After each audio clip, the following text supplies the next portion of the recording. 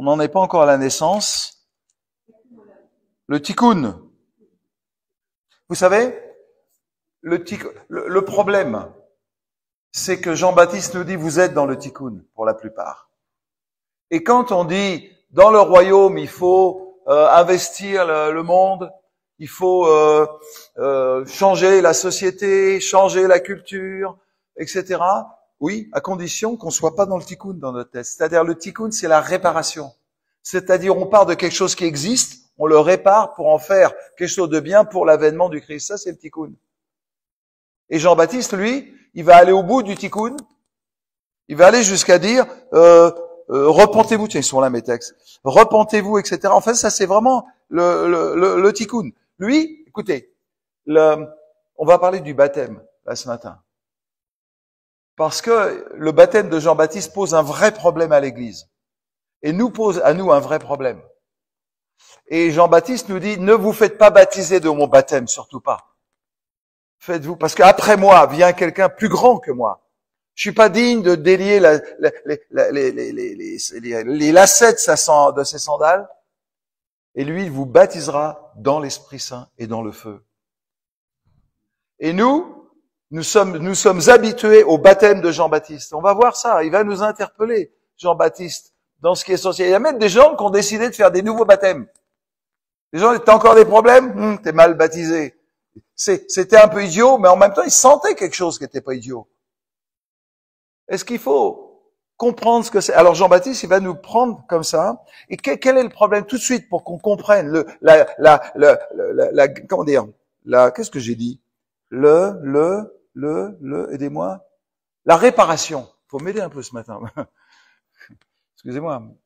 La réparation, c'est-à-dire on prend l'existant, ça va pas, il y a le péché, etc., par des actes de piété, par de la gentillesse, par de la bonté, par l'obéissance à la parole de Dieu, par l'obéissance au commandement de Dieu, et parfois même au commandement de l'Église, eh bien, on va réparer le monde, on va réparer nos relations, on va réparer nos vies. Ça, c'est Jean-Baptiste. Jésus, lui, prend pas l'existant, il tue l'existant. Jésus-Christ, il détruit l'existant dans sa propre chair. Et il régénère les choses. Il crée quelque chose de nouveau. À partir de lui. Et pas à partir de nous. Pas à partir de nos erreurs. Pas à partir, ça sert à rien d'essayer de t'améliorer. Ce qu'il faut, c'est que tu changes. Complètement de l'intérieur. Que tu sois un homme nouveau. Et ça, c'est le problème de Jean-Baptiste. Il va aller au bout du tikkun. C'est-à-dire, ses parents lui avaient montré ça, lui avaient appris ça. Et lui, il va développer tout au long. Alors, il va dire, par exemple, après moi vient un homme qui n'existait pas et repentez-vous. Ça veut dire quoi, repentez-vous? Ça veut dire changez, faites du mieux avec vos vies. Appliquez la parole de Dieu à vos vies. Ce que la Bible dit, vivez-le. Et puis entre vous, vous vous rappelez le tikkun, c'était avoir des relations différentes. Je vais vous expliquer ce qu'on fait dans l'Église. Dans le monde, on dit, faut pas tuer. Dans le monde, on dit, au feu rouge, tu t'arrêtes. Dans le monde, on dit, on apprend ça à l'école, me semble-t-il, non, les incites, là, c'est quoi? On apprend aux enfants à faire attention aux autres, etc., etc. Et dans l'Église, ça s'appelle la socialisation. C'est-à-dire, c'est des règles qui nous permettent de vivre en société. Évidemment, si tout le monde passait au feu rouge, il y aurait des accidents tout le temps. Donc, on a pris l'habitude d'obéir à des règles. Ça s'appelle la socialisation. La société est basée comme ça. Notre culture est basée sur des règles sociétales, c'est-à-dire de relations entre nous. Le problème, c'est quand on rentre dans l'église, on te dit pas non, tu dois pas faire attention à ton ennemi, etc. On dit il faut aimer ton ennemi. C'est plus. Et pour tout, dans l'église, on dit dans le monde, on t'a appris ça, maintenant on va te sur-socialiser. On te donne des normes au-dessus des normes que tu as apprises. Et toi, on te prend avec ce que t'es et on te dit, ce que t'es, c'est bien, mais tu vas faire mieux. Et toujours mieux. Et tous les dimanches, le pasteur, il se dit, faites mieux. Le prophète, j'étais à une réunion, il disait, plus haut, plus, mieux. Oui, jusqu'où je monte comme ça. Et le problème, c'est que Jean-Baptiste, il dit la même chose. Faites mieux. Et comme il vit comme un ermite, comme il vit, et puis tout le monde attend le Messie, et puis lui il proclame le tikkun, et tous les gens savaient que le tikkun, quand la société serait restaurée, réparée, le Messie viendra. Et qu'est-ce que dit Jean-Baptiste? Repentez-vous. Qu'est-ce qu'il dit aux soldats? Les soldats, ils disent, qu'est-ce qu'on doit faire? On est des soldats. Il dit, contentez-vous de votre solde. Ne pillez pas, ne violez pas. Voilà ce qu'il dit. Oui, c'est une société nouvelle. Et puis, il va dire, celui qui a deux tuniques, il en donne une. Il va développer une nouvelle société. En se disant, quand les gens, tous les gens en Israël vivront ce que mes parents vivaient. Pourquoi il va dans le désert? Pourquoi il s'habille chichement? Parce qu'il dit aux gens, ne vous attachez pas à la richesse, ne cherchez pas ne cherchez pas les spots, ne cherchez pas le meilleur son, ne cherchez pas. Vous savez, j'étais dans une église, j'avais dépensé 400 000 euros pour changer la sono. Vous vous rendez compte, le truc, 400 000 euros. Et alors qu'il y a des gens dans l'église qui n'avaient pas assez à manger, ils pouvaient pas payer leur loyer, ou on marche sur la tête. Au fond, dans l'église, on sur-socialise. On a des normes au-dessus des normes. Et en plus, on les trouve dans la Bible. Le seul problème, c'est qu'on prend de l'existant et on l'améliore. Et Jésus, lui, il dit pas ça. Et Jean-Baptiste, il va nous amener, vous allez voir, au bout du tikkun, au bout de notre fausse conception. Et je veux parler du baptême ce matin, de notre fausse conception. Et le royaume, le Christ viendra, appelé par l'époux, je vous ai dit. L'église qui surdispose, si vous voulez, si on parle de ça, les normes du monde, c'est pas l'église de Jésus-Christ, c'est l'église de Jean-Baptiste. Alors, il faut que je vous parle de ça. Je vous parle de ça. Vous savez, il y a un texte, alors, je l'avais prévu, excusez-moi, c'est dans Luc 7, versets 14 à 23. Prenez vos Bibles. Luc 7, versets 14 à 23. Parce que ça, c'est vraiment un exemple de l'échec du tikkun ou de l'aboutissement du tikkun. Alors, verset 14. Il s'approcha, donc il parle de Jésus, et toucha. Je vous ai dit que Jésus, il peut pas croiser un cercueil sans ressusciter le mort. Ça, c'est bien pour les évangélistes. Hein. C'est pas trop qu'on veut vous mettre dans allez, tiens, comment on dit là, à la morgue. À la morgue. L'hôpital aussi. Alors, il s'approcha, toucha le cercueil, c'est Jésus. Ceux qui le portaient s'arrêtèrent, évidemment. Vous ne pouvez pas toucher un cercueil, enfin, c'est toute une histoire. Il dit, jeune homme, je te le dis, lève-toi. Et le mort s'assit et se mit à parler. Vous imaginez le truc. Saint Marianne, elle est contente, là. Et, tous furent, j'avance, parce que le texte parle, mais c'est ce qui va se passer après. Tous furent saisis de crainte et ils glorifiaient Dieu, disant, un grand prophète apparut parmi nous. Vous y êtes avec moi? Super. Et Dieu a visité son peuple. Pensez dans quel contexte on est. Que ces gens-là étaient dans la pensée du tikkun de Jean-Baptiste. Ces gens-là attendaient le Messie parce que Jean-Baptiste avait prévu ça. Allez, écoutez, regardez la suite. Cette parole sur Jésus se répandit dans toute la Judée, dans tout le pays d'alentour. Jean, notre fameux Jean-Baptiste, il est en prison à ce moment-là, fut informé de toutes ces choses par ses disciples. Il en appela deux, les envoya vers Jésus pour lui dire, est-ce que tu es celui qui doit venir, ou devons-nous en attendre un autre? C'est assez curieux parce que juste avant, il avait dit, en voyant Jésus, voici l'agneau de Dieu qui ôte le péché du monde. Il avait dit, et ses disciples avaient suivi Jésus à ce moment-là, une partie de ses disciples en tous les cas. Il avait annoncé Jésus en disant, il vous baptisera du Saint-Esprit et de feu, il a son van à la main, on l'a lu, il nettoiera son air, il amassera le blé, etc. On avait vu ça le premier jour. Est-ce que tu es celui qui doit venir? Quelle étrange question. Et vous allez voir ce qui se cache derrière. Et ça, c'est Luc qui nous parle. Rappelez-vous ce qu'il nous a dit. Hey, Théophile, tout ce que j'écris, c'est pour toi. Essaie de comprendre ce que je suis en train de te dire.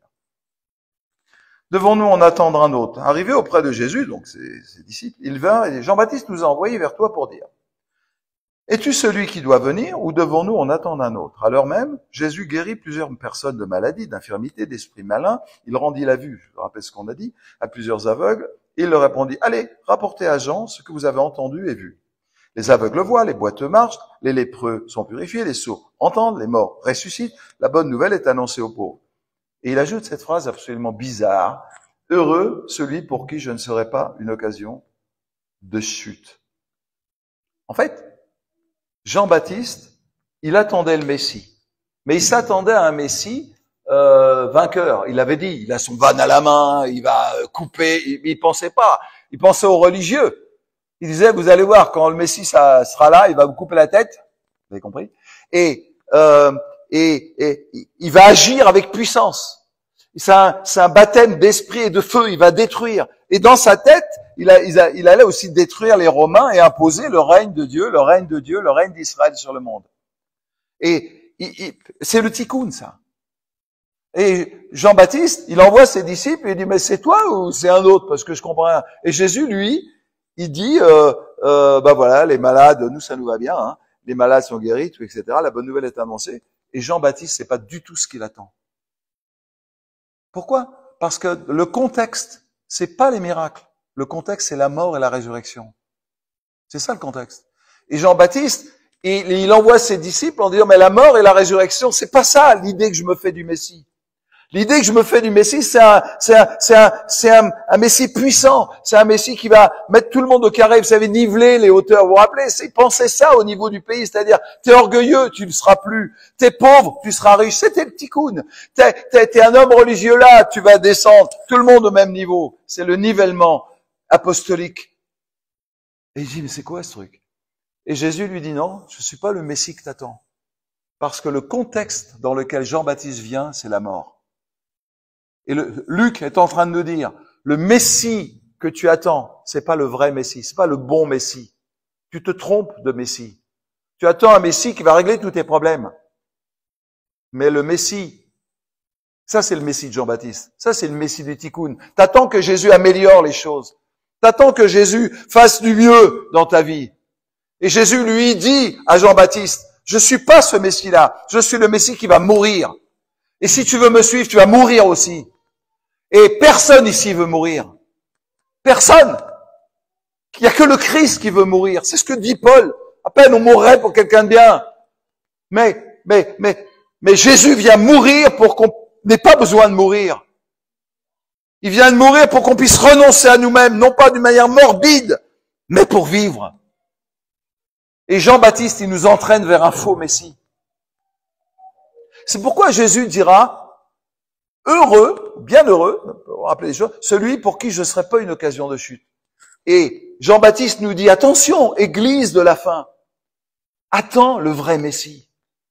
Et le vrai Messie commence par la descente. Le vrai Messie commence par la mort à soi-même, pour être clair. Le renoncement à soi. La plupart du temps, nos revendications, c'est par rapport à nous-mêmes. Nous voulons être reconnus. Nous voulons qu'on dise du bien de nous tous ici, moi le premier. Nous voulons toujours ça. Nous voulons toujours... Hier, je parlais à quelqu'un, et je ne sais plus qui c'est, donc j'ai oublié qui c'était, mais ça me revient là. Et la personne me disait, mais tu comprends, je me sens pas à la hauteur, etc. Je lui dis, il y a deux solutions. Il y a deux choses dans ta vie. Il y a ta nature, il y a ta chair qui veut toujours être valorisée. On veut toujours qu'on dise du bien de nous. Appelle-moi Philippe. On dit, oh, pasteur, il m'a pas appelé, ça fait 6 mois. Pourquoi? Parce qu'il faut qu'il prenne soin de moi. Ça, c'est la chair. Et ça, mes amis, il n'y a qu'une seule solution pour ça. Et puis, il y a les choses normales. C'est-à-dire, si tu te sens pas à ta place, je vais t'aider. C'est mon job. Je te perfectionne. Je t'aide, je te mets en place. Mais si tu attends que j'applique sur ta chair ce que je vais appliquer à ta vie spirituelle, ça ne marche pas. C'est le faux Messie que tu attends. Je peux pas te conduire, j'ai rien à te dire en fait. T'es pas dans la bonne église. T'es dans l'église de Jean-Baptiste. T'es dans l'église où, ouais, moi je suis dans l'église pour que ça aille mieux pour moi. Et dans l'église de Dieu, dans l'église de Jésus-Christ, t'es pas dans l'église pour que ça aille mieux. T'es dans l'église pour mourir. Et à partir du moment où tu vas mourir, tu vas renaître. Et Paul dira, connaissant la mort de Jésus, la mort de la croix, alors je connaîtrai la puissance de la résurrection. Et c'est ça qui fera lever les morts. C'est ça qui fait lever le mort là, etc. Et Jésus dit à Jean-Baptiste, mon petit gars, je vais devoir passer par la mort pour qu'il y ait une résurrection. C'est ça qu'il nous dit dans cet exemple. Quand il touche le cercueil, c'est de lui dont il est question. C'est lui le mort qui passe. C'est lui celui qui se relève. C'est lui qui il est en train de dire, voilà le chemin et le seul chemin. Et Jean-Baptiste, lui, il veut pas ce chemin. Jean-Baptiste, il veut que les Romains soient zigouillés. Jean-Baptiste, il veut le tikkun. Parce qu'il se dit, il y a que le tikkun, il y a que la réparation, il y a que les bonnes actions, il y a qu'une une création renouvelée, même pas renouvelée, c'est pas le bon mot, guérie, on aura pris soin de l'eau, on aura des relations entre nous qui seront des bonnes relations, on sera un modèle pour le monde, et puis on va faire du commerce éthique, vraiment éthique, chrétien, on va le dire comme ça. Tikkun, tikkun, tikkun. Si tu dis ça, avec le projet de grandir, tikkun. Si tu dis ça avec le fond de ta vie, c'est la mort.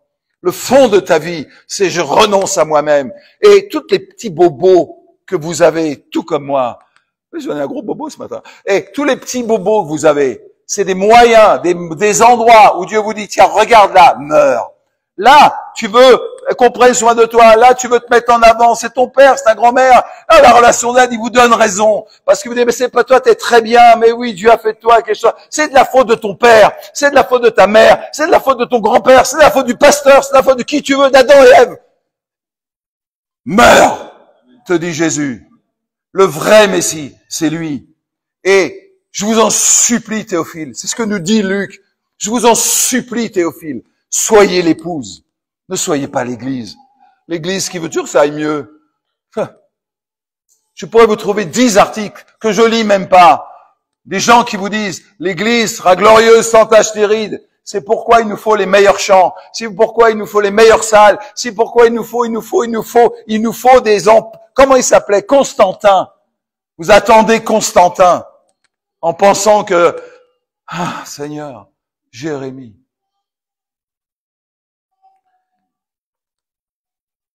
Alors, je voulais il y a un problème.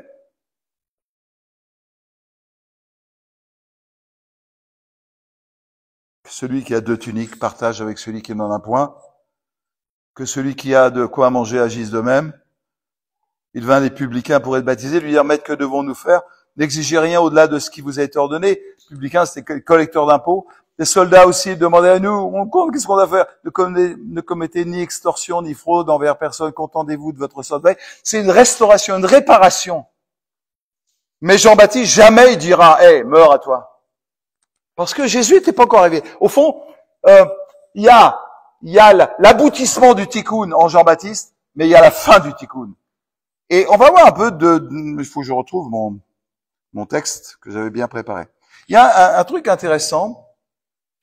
On a vu que Jean-Baptiste disait à ceux qui venaient en foule pour être baptisés, race de vipères qui vous a... Moi, c'était pas très sympa, je trouve. Donc, les gens confessaient leurs péchés et pensaient que ça irait mieux. Alors lui, vous allez voir, il dit, moi je vous baptise d'eau, mais vient après moi celui qui est plus puissant que moi, je suis pas digne de délier la courroie de ses souliers. Lui, il vous baptisera d'Esprit Saint et de feu. On en est là. Essayez de comprendre historiquement, ce que je suis en train de vous dire. Donc Jean-Baptiste, il prêchait ça dans le désert. Je vais vous aider à comprendre ce qui se passe. Après, on va parler du livre des Actes. Je vais vous aider à comprendre. En Israël, à l'époque de Jean-Baptiste, il y avait une multitude de communautés locales, c'est-à-dire des églises de maisons. Les gens se réunissaient dans leurs maisons et, aidés par les prêtres, soutenus par les prophètes, ils se réunissaient dans l'attente du Messie pour développer le tikkun. C'est-à-dire avoir de bonnes relations, c'est-à-dire prier, c'est-à-dire lire la Bible, c'est-à-dire avoir une vie de sainteté, etc. Ça s'appelait les communautés du Hesed, H-E-S-E-D, Hesed, la miséricorde. Et ces communautés, il y en avait plein en Israël. Il y en avait partout. Et il y en a une très connue qui s'appelle les Esséniens. Alors eux, ils n'étaient pas dans Israël parce qu'ils voulaient, c'était plus pur que les autres, ils étaient restés à l'écart. Mais dans tout Israël, il y avait plein de communautés. Et Zacharie, lui, il allait dans ces communautés pour encourager les chrétiens. On parle des églises de maison, des cellules, on parle du groupe apostolique, c'est la même chose. C'est la même idée. Donc on se réunit pour se sanctifier, s'encourager dans la foi pour que le Messie puisse venir. Ça, c'est ce qu'était en Israël. Et quand Jésus naît, meurt, ressuscite, le Saint-Esprit se répand, qu'est-ce qui se passe? Toutes ces communautés qui attendaient le Messie, toutes ces communautés en Israël, ils se disent, ça y est, il est là. En plus, il y avait la puissance du Saint-Esprit. Donc, toutes ces communautés, des milliers de communautés, où il y avait parfois 5, 10, des fois, il y avait des grandes maisons, il y avait 20 personnes, etc., qui attendaient le Messie, qui priaient toutes les semaines, qui allaient au temple, etc., ils ont trouvé le Messie en Jésus-Christ. C'est eux qui sont rentrés dans l'Église. Ils sont rentrés dans l'église et c'est ces fameux 3000, 5000, 10 000 qui arrivent comme ça, on ne sait pas d'où. Ben si, ils venaient de là. Ils venaient de ces communautés du Hesed. Et Jean-Baptiste, lui, alors je vais employer un mot, il avait rempli ces communautés du Hesed de sa mentalité du tikkun. Et tous ces gens vivaient avec ce dont on a parlé. Et tout d'un coup, eh bien, ces chrétiens là, parce que c'était devenu des chrétiens, eh ben, ils sont rentrés dans l'église, ils sont retournés chez eux avec la mentalité du tikkun. Et Et vous savez, l'Église est organisée. Écoutez bien. Alors, il y a dans Acte 18, j'avais le texte, tant pis, il y avait un juif, après c'est 19, faut que je retrouve dans ma Bible, pardonnez-moi. Il y avait un juif, je vous lis le texte. Donc c'est Paul qui va se balader à Éphèse, et là pour l'instant, il y a Priscille et Aquila qui sont des collaborateurs, ils vont le devenir, des collaborateurs de l'apôtre Paul. Attendez, je suis désolé, j'avais tout préparé, vous avez compris que ça se passe tout à fait, pas tout à fait comme, faut que je retrouve. Donnez-moi une seconde. Donnez-moi une seconde. On va lire déjà ce texte et puis quelqu'un va peut-être me trouver l'autre. Donc, dans Acte 18, versets 24 à 26. Si vous avez une Bible, prenez-la. Je vais pas vous... Voilà. En plus, vous allez prendre votre téléphone et vous mettre sur le réseau. Là, on est mort.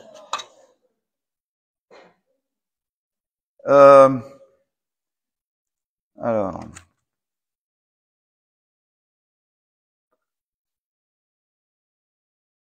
Je dois retrouver ce texte. Ok, vous me chercherez le texte suivant et sinon je le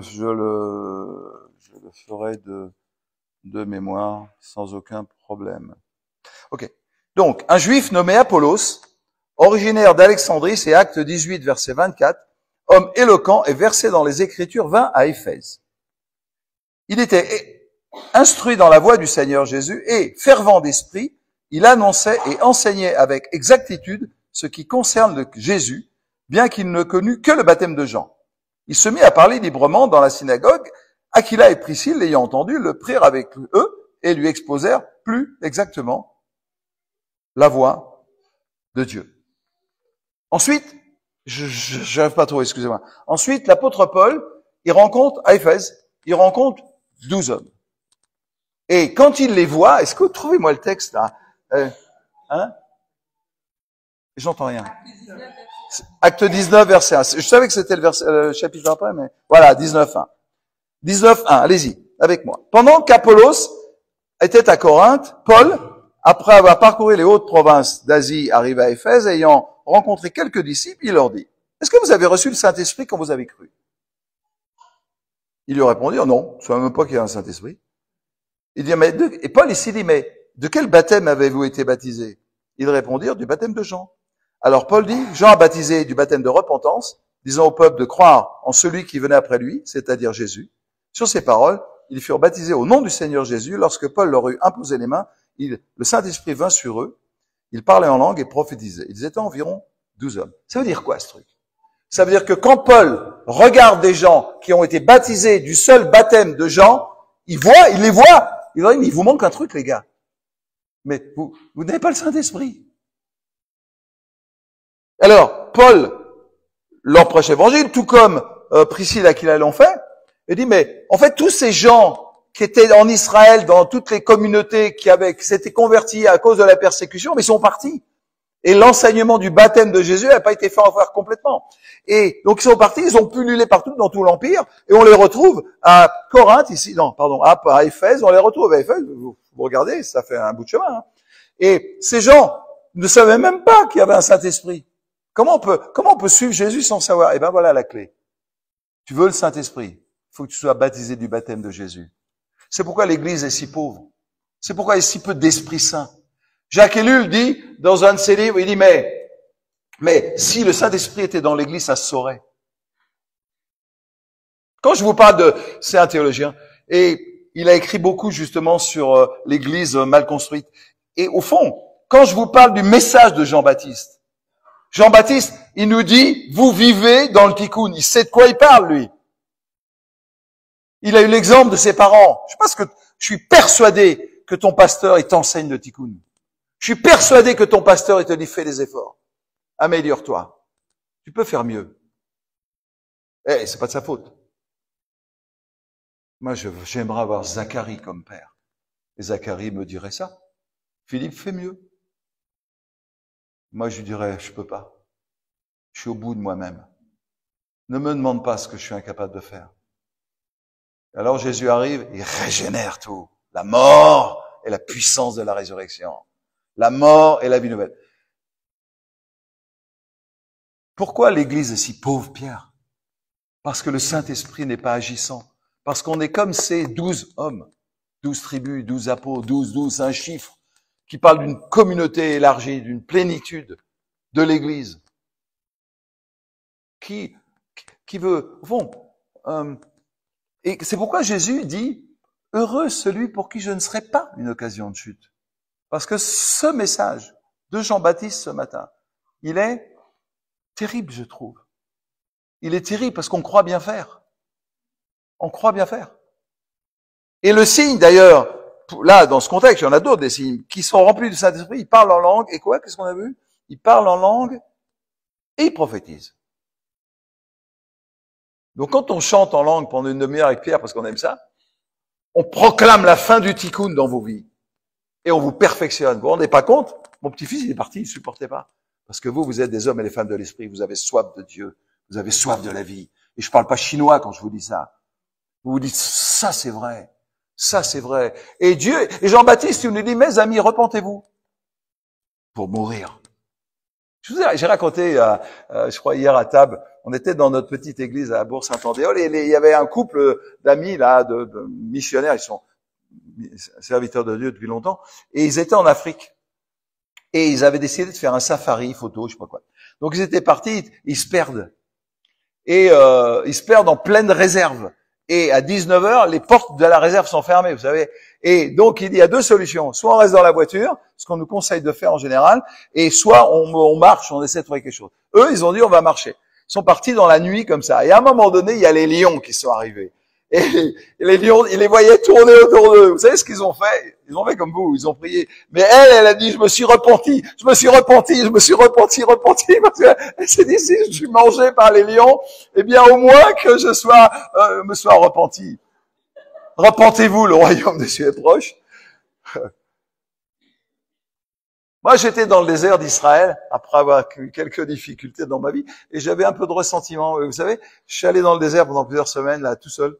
Et à un moment donné, j'ai pris des pierres et j'ai écrit ce que je ressentais sur les pierres. Ressentiment, colère, injustice. J'ai pris ces pierres, l'une après l'autre, et je les ai jetées au loin. Et si vous avez mon livre et la prophétie de 20 paroles de Dieu, vous verrez, il y a un chemin. C'est exactement sur ce chemin. J'ai jeté les pierres qui étaient dans mon cœur. Et sans trop y penser, d'ailleurs, aujourd'hui, j'ai fait ce que Jean baptisait, je suis là pour enlever les pierres. Et je fais la liste des choses comme ça. La mort. La mort apporte la vie. C'est pas un changement de culture qu'on va vivre. Sûrement pas, si on est encore dans la pensée du tikkun. C'est le vrai changement de culture. Il se passera avec des gens morts. Parce que c'est là où on marche avec Jésus. Il est descendu jusqu'à la mort de la croix. On veut tous la gloire, on veut pas la mort. Ça marche pas comme ça. Ça ne marche pas comme ça. Et Jean-Baptiste nous dit, mes amis, moi, pour que vous compreniez bien que c'est la fin, on m'a coupé la tête. Pas seulement en prison. Ce serait trop beau. Non, on les coupe la tête. C'est-à-dire toute la gloire. C'est un peu comme si la tête de Jean-Baptiste dépassait. Lui qui voulait pas. Tant pis, mon gars. Et je le dis, je le prophétise, que dans les temps apostoliques, Dieu va couper la tête de ceux qui veulent la lever plus haut que les autres. Mais Dieu va relever la tête de ceux qui la baissent trop. À condition que notre mentalité, notre culture, justement, ce soit celle de la régénération. Dieu n'améliore pas nos vies. Dieu ne répare pas nos vies. Dieu ne répare pas vos relations avec votre mère parce que vous êtes disputés. Dieu ne répare pas les relations avec votre voisine. Dieu ne répare pas il vous dit meurs. Et je vais tout régénérer. Ça commence par toi, Pierre. Alors Pierre, il dit, c'est mieux si c'est ma femme. Va devant. Et Dieu finit par lui dire, mon gars, laisse ta femme faire son job. Mais toi, meurs. Emmanuel, c'est toi, meurs. David, c'est toi, meurs. J'ai des grands projets pour toi. Des projets d'avenir, des projets de gloire, des projets de force, des projets tels que tu vas toucher Jésus quand il va venir. Ils prirent le corps de Jésus. J'ai passé 1 an là-dessus. Jésus vient. Et il va se laisser toucher avec amour. Il va nous prendre, il va me prendre. Oh, plus d'accidents de voiture, plus de nuits où je dors pas, plus de souffrance, plus de larmes. Il essuiera toutes les larmes de mes yeux. Je veux mourir pour vivre ça. Je veux plus du tikkun. Je veux plus de l'amélioration. J'y arrive même pas d'ailleurs.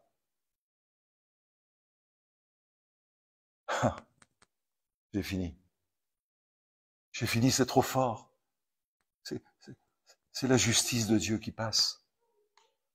C'est la force de Dieu. Il vous baptisera dans l'esprit et dans le feu. Fais des